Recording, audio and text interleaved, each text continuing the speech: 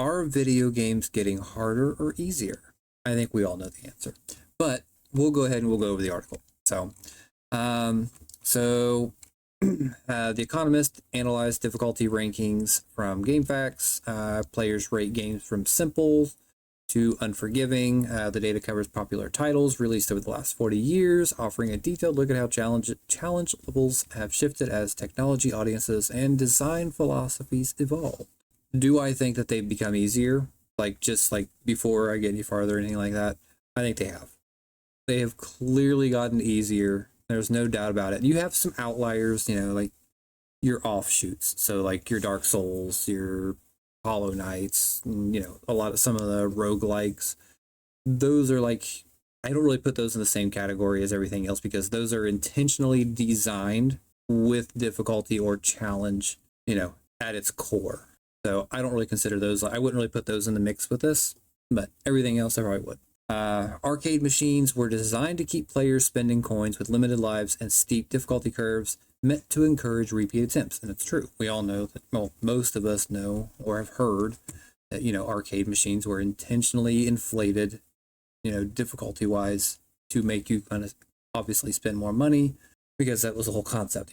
Arcade machines were meant to make money, and what's going to make more money than pissing somebody off and making things over the operators could even tweak settings to make games harder, reduce number of lives offered per credit. Now that I did not know until I read this. That is some pretty scummy shit. It's also pretty smart. Not gonna lie, pretty smart. So yeah, instead of getting those 2 extra lives, you only get 1 per coin. But when gaming transitioned to home consoles, developers began selling complete games rather than individual plays. The goal shifted toward keeping players engaged over long sessions. This led to gradual softening or difficulty across the industry. Nintendo deciding not to release the original Super Mario Bros. 2, which I knew that it didn't come to. We didn't get it in the States, I don't think, until they released the Mario All-Stars on Super Nintendo, which had all the different Marios. The company adopted a different game, Doki Doki Panic, which I've never heard of. Doki Doki Panic. I don't know if that's the Japanese name for something or what. For releasing a Super Mario name instead. Today's games often give players more control over difficulty adjustable settings, allow users to challenge, how challenging they want the experience to be, which, yeah, I mean, you have your difficulty sliders or, being able to change difficulties, yada, yada, yada. It's nice and all, but I don't really think it does what it's supposed to. Not in every case, anyways. I don't know. Some games go even further with adaptive difficulty settings or systems powered by AI, which, I mean, to say it's powered by AI, that's just ridiculous. We've had adaptive difficulty or, fluctuating difficulty, whatever term you want to use for it. I mean, it's been in games for a long time, a lot longer than people think. So to use AI as a buzzword here is just ridiculous. But yes, there's systems analyze player behavior and adjust the challenge dynamically. If player misses too many shots or fails repeatedly, enemies become easier to defeat. Yeah, we've known about this for a while. I mean, I think this becomes a problem when you get into live service games because live service games are notorious for utilizing this in a way to benefit monetization. And then that's where we get into a different conversation, obviously. And then another way that, difficulty is gatekept is through, again, monetization means where you intentionally make something way more difficult and then try to, sell power to a player or, hey, buy this bundle and gain 5 levels, whatever, So, you intentionally create a problem and sell a solution. Some dedicated players argue that modern titles are too forgiving, which I do agree with this. I think that for example, yellow paint. Oh my God. Yellow paint is a terrible thing that just needs to go out the window. It is way overused. Developers have a huge reliance of it. And I even did a video about it 2 days ago. So if you want to check that out, you can. Using the phrase get good to challenge others to master the game rather than, and I hate the term get good because the game, it's any game that requires challenge, like Dark Souls. So I'll use Elden Ring as a good example. Well, yes, Elden Ring is a challenging game in and of itself. but there are other means to, essentially make it through the game and overcome those challenges. A game shouldn't just, push the get good mantra at you just to push it. So again, like I said, Elden Ring did a great job of that. There's other alternatives to overcoming each challenge if you're not that good with, the melee aspect of something like that. There's the magic route. So magic inherently makes the game a total fucking cakewalk. Now there are plenty of games out there that, implement stuff that makes things easier through gameplay mechanics or gameplay elements to, kind of like help you along. But there are other games that do all the work for you. I'm looking at you, God of War. Jesus Christ. There are too many games where it is just riddled with yellow paint and then an NPC that follows you along and then tells you exactly how to do everything before you can even blink. There was even times in God of War where as soon as you walk into the room and you're still kind of like scoping a room out or whatever and trying to, solve the puzzle, and in the process of, I don't know, maybe like 30, 40 seconds, the NPCs or whatever are already telling you, hey, you got to do this. Hey, you got to do this. Hey, do this. I cannot stand it. I do not want somebody holding my hand that much. Now, I can understand if the player has been, kind of like wandering about or doing something for like several minutes or like, like 20, 30 minutes and there's been no progress made. I can understand something like that. But in a matter of less than a minute, you're basically just calling your player base fucking retarded. There's no other way about that. But yeah, balancing inclusivity with the desire for deep skill-based challenges. And again, you don't need to balance inclusivity. All you need to do is find a good balance of, do we have game mechanics or something within the game to make it easier or give them less of a hard time? Or is it strictly just a skill-based thing? And there's a lot of games where there needs to be a skill check at some point, because that's the whole point of a game. You're playing the game. How well are you playing the game right now? Now, I'm not saying that skill check has to be like, a huge hurdle, like a 10-foot wall or anything like that. But, at least a basic understanding of what the game is trying to get you to do, what you need to do to overcome your challenge. It doesn't have to be anything egregious.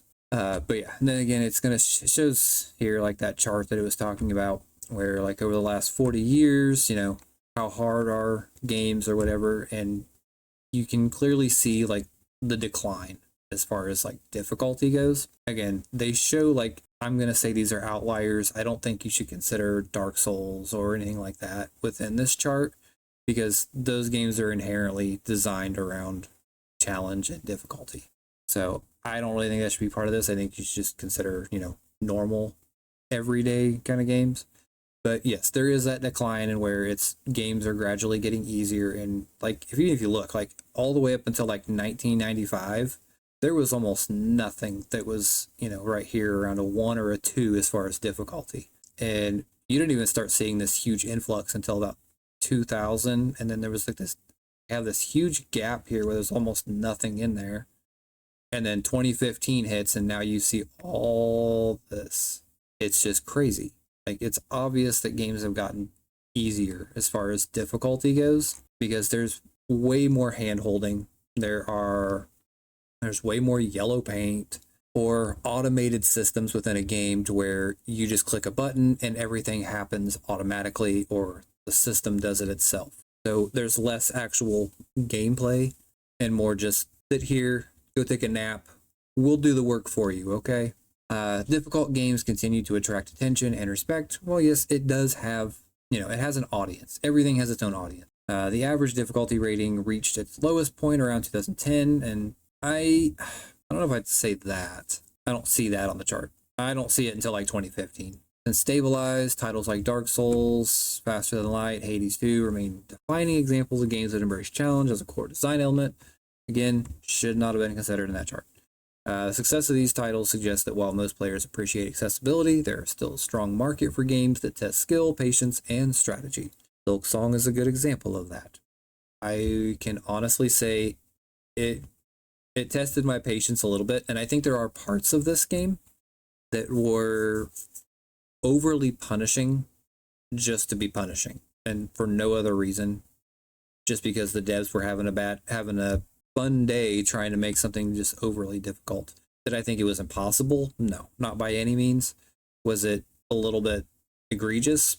Yeah, probably. Recent release of Hollow Knight Silksong, again, September, igniting discussions about where to draw the line between satisfying difficulty and player frustration. The developers released an update to make certain aspects more forgiving, showing how studios are increasingly responsive to players' sentiment. Now, I'm going to have a little bit of hot take, and I don't think developers should do this for one reason. And that is, if you're going to make a game like, we'll say like Silksong or your Dark Souls, your Elden Rings, those kind of games, we all know what kind of games those are. Those are challenging, difficult games that are, meant to kind of test you in a way. And you should not, you shouldn't back down from that game design philosophy just because you have people that are complaining that it's too hard. Now, does that mean you gatekeep and, say, oh, well, if you can't do this, you don't deserve to buy our game, that kind of thing? No. You can find that balance with that without completely just, nerfing everything to the ground just to appease a very, very small minority of people. Now, most people that are going to play these games are going to play them because they know what they are. It has its audience. It has its niche. And when you try to go outside of that audience and try to, have a broader reach for something like that, you eventually are going to, piss off your original audience, and you might lose some people in the process. That's a pretty risky gamble because you're risking, dedicated fans to gain, a different type of following for something. It's like a horror movie that, like horror movie genre. Say they decided that, oh, well, we want to bring more people into the horror movie genre, so we're going to take out some of the scary elements and we'll add in more, drama type elements or whatever. It would never work. You would lose way too much of an audience for horror movies if they did something like that. So again, video games are one of the only aspects of like entertainment where you see this kind of thing happen. You don't see it in any other like form of like, entertainment, like digital entertainment kind of thing. But finding a middle ground between accessibility and challenge remains a constant balancing act. Yes, kind of. Data from GameFAQs suggests that games became easier over time, obviously, but difficulty levels have remained stable since 2010. Why were older games so hard? Arcane games decided to be difficult, encourage players to spend more money. Yes, obviously. But I also think that like in early, like I would say mid 90s to 2000s, I think there were more games out there that were challenging. I wouldn't really say they were hard. I would say they're challenging because games back then didn't have a real difficulty slider or difficulty levels. The games themselves started off easy. So like I'm going to use like Crash Bandicoot, Spyro, all these kind of games like that. Or even Metal Gear Solid, like the first one. Most of these older games, the very beginning of the game was very simple and you started out easy. You didn't have a lot, there wasn't a lot to learn, but then like as the game progresses, it adds more to it and then it kind of ramps up the difficulty because you have more tools at your disposal to make the game easier in a sense. But I think the difficulty ramp up through a lot of these older games, I think that was a better design choice than just we're going to have one straight difficulty throughout the entire thing. Or, you can adjust it as you go. That's my opinion. But what makes modern games easier? Obviously, you have the adjustable difficulty, adaptive difficulty, or dynamic difficulty. And I think dynamic difficulty can be a good thing. But I think most games that actually use it on like with a wide arc. So what I mean by that is a lot of games that use the dynamic difficulty, it's okay, you died twice or you died too many times. We're going to lower the difficulty for you. That's nice and all, but it doesn't take in consideration like, I think most dynamic difficulty systems don't take into account how close were you to not dying, how much damage were you doing, were you succeeding in any way possible, or was it a complete failure across the board where you were taking all the damage and you weren't dealing any damage to the enemy, you know, like how bad is it? How bad do you have to be to have that difficulty swing, you know, take effect? So I think that's a lot of problem with like dynamic difficulty is there's no clear indication as to when it's happening. There are some games that, you know, it literally will tell you like, hey, we see you're dying a lot. Do you want to change difficulty? Or, hey, we went ahead and done this. But those are very rare. You don't really see those kind of games they're few and far between. Most of the time when you see dynamic difficulty, it's done behind the scenes. It doesn't let the player know that it's happening. And it's usually done to obfuscate some type of way to monetize the game. And it's usually used in a aspect of, hey, we see you're having trouble with the game. Well, we've already ramped up the difficulty because you were doing too good. So if you want to continue to, you know, do good, or instead of lowering the difficulty, why don't you just buy this special pack at 800% off? That's usually the case with adaptive difficulty. And it's extremely prevalent in like live service kind of games, obviously. But why do people prefer hard games? Maybe people, you know, they just enjoy the challenge or whatever, or that sense of accomplishment. I mean, yeah, in a way, I think a lot of people like more challenging games because, you know, it's more fun. Like it's fun to be challenged and, you know, push your, you know, your skills to that level. Me personally, I don't like easy games because I think it's boring. I think easy games are just inherently boring, and I don't see the point in playing a game if I can just steamroll everything. At that point, you're just bum rushing through the gameplay parts and then watching cutscenes, you know, if it's a single player game. And so I think at that point, I'd rather just watch a movie. That's just me, though. Has player feedback changed how developers handle difficulty? Yes. I think that yes answer is both good and bad. Obviously, they're going to take that feedback. And for single player games, yes, they'll try to do balancing and stuff like that. But you also have your outliers that use that feedback in a way to more heavily monetize their games or push certain, you know, scummy practices. That's just the kind of world we live in now. Studios often release patches or updates based on community input, fine-tuning gameplay balances, better suit different skill levels. God damn, I can't talk today. What role does AI play in difficulty today? AI-driven systems can monitor player performance and make subtle changements or adjustments in real time, ensuring experience stays engaging without becoming overwhelming. And that is so not true, because a lot of AI systems, well, I don't even want to call it AI because it's been a thing for a long time. It's not necessarily an AI thing. It's just a system that's in place. You know, it's programmed into the game. It doesn't necessarily have to make it AI. I think that's a ridiculous term, and I hate seeing it used all the fucking time now. But yes, it's there. Get used to it. But yeah, that's my thought. I think, yes, games are becoming more easy over time, and until people start, you know, really complaining, or you start having your casual players complain that games are too easy, which a lot of them probably are not going to, you're going to continue to see this stuff exist.